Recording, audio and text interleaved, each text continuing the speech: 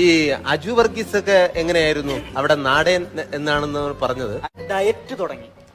പക്ഷെ ഭീകര ഡയറ്റ് ആണ്. ഭീകര ഡയറ്റ് എന്ന് വെച്ചാൽ രാവിലെ എന്തെങ്കിലും രാവിലെ എന്തെങ്കിലും കഴിക്കും.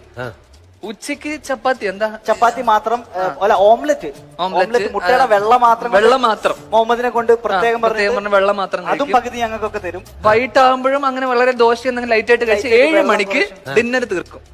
7 മണിക്ക് സബ്വേ എന്ന സാലഡ്, വെജിറ്റബിൾ സാലഡ്, അതിനകത്ത് ചീസ് ഒന്നും ഇടരുതെന്നൊക്കെ പ്രത്യേകം പറഞ്ഞ് വരുത്തിച്ചിട്ട് ആ സാലഡ് കഴിച്ച് 7 മണിക്ക് ശേഷം നോ ഡിന്നർ. അത്ര ഹെൽത്ത് കോൺഷ്യസ് ആയിട്ടുള്ള ഒരാളെ നമ്മളെ കാണില്ല.